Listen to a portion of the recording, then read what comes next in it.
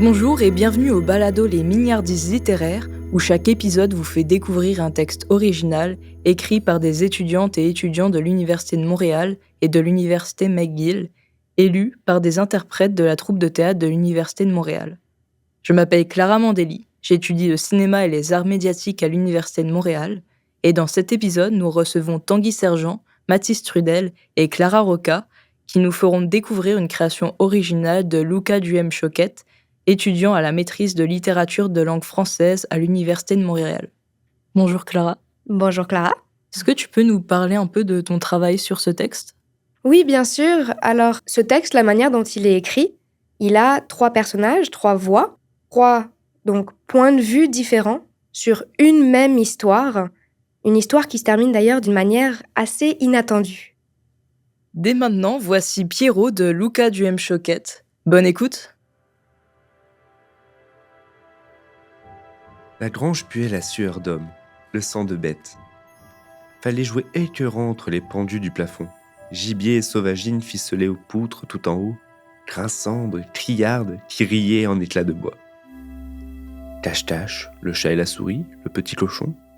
Pierrot avait des paupières grises, drapées de bruine souvent, et sur ses mains rouges et usées, le relief de crevasses.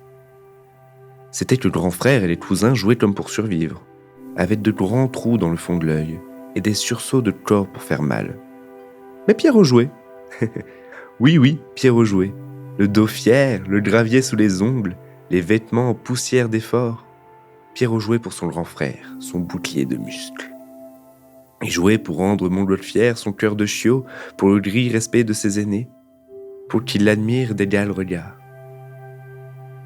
Il y en avait plein la grange des cousins. Ça s'empilait jusqu'au plafond.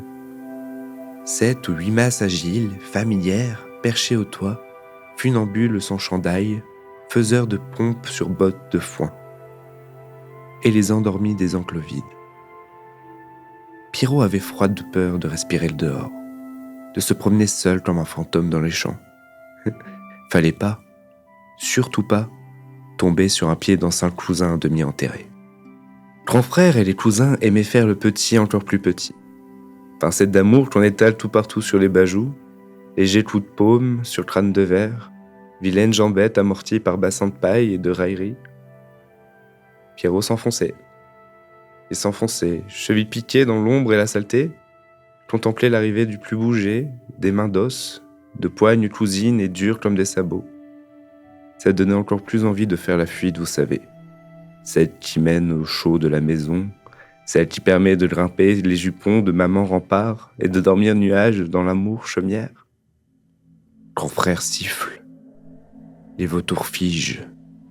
7 ou 8 têtes félines se tournent, lenteur mécanique, vers le petit qui s'ensevelit.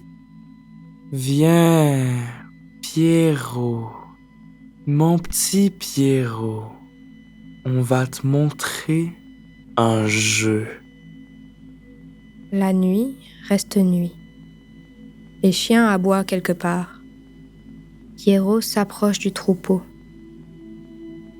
Cousin enlève la boue sèche d'une corde. Une corde large comme un bras. Elle sert sûrement à ligoter le bétail. Cousin a des gestes foudres. Brusques, comme un enfant qui aime faire mal.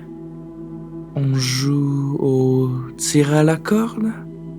La grange garde sa bouche close. Une poutre geint aiguë. Elle beugle la forêt morte. Les fenêtres de bois, le vent. Il y a peut-être quelqu'un dehors. On va voler un mouton du voisin? Cousin a noué la corde. Le nœud glisse entre leurs mains froides. Il fait signe à grand frère. On joue à quoi? Grand frère se rappelle la veille. Les bleus de Pierrot. Sa honte averse. Ses joues roses d'humilié. Cousin insiste sauvage. Pas le choix, faut faire le fort. Grand frère se racle la gorge, mais le canif rouillé reste coincé. Pierrot.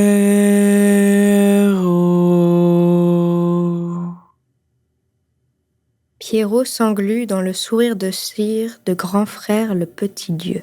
Pierrot, on va jouer à te pendre. La grosse porte claque le danger. Un cousin monte la garde. Pierrot, fil de soie, s'enfarge dans bottes de foin, gloussement de hyène, caisse de bois. Pierrot décampe et toute la grange saute, toute la grange jappe. Le petit estive des griffes, mollet mordier, il glisse, il fond. On va te pendre, Pierrot! Essuie l'humide montante de ses yeux, s'échappe par la trappe de souris près d'un enclos. Un cousin, son corps épais de bourreau, y reste pris.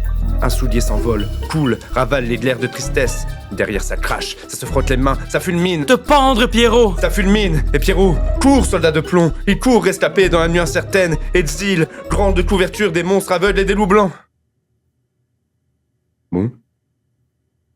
Vous venez d'entendre Pierrot, écrit par Luca Duhem-Choquette et interprété par Tanguy Sergent, Mathis Trudel et Clara Roca.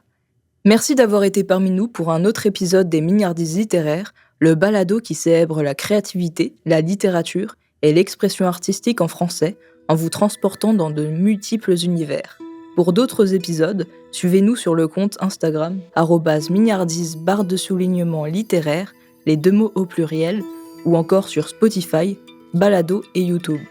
Merci à l'équipe de création derrière ce balado, Audrey Perrault pour la direction des interprètes et la réalisation, assisté par Alexandre Desauniers, Nicolas Girard, étudiant à la faculté de musique en composition et création sonore pour la technique et le montage sonore, Théophile Gagnard à la composition musicale, et l'équipe de la Bibliothèque des Lettres et Sciences Humaines de l'Université de Montréal pour son accueil en studio. Production d'UDM français, ce balado a été réalisé en collaboration avec l'Université McGill, le département des littératures de langue française et les services à la vie étudiante de l'Université de Montréal. Merci d'avoir été des nôtres.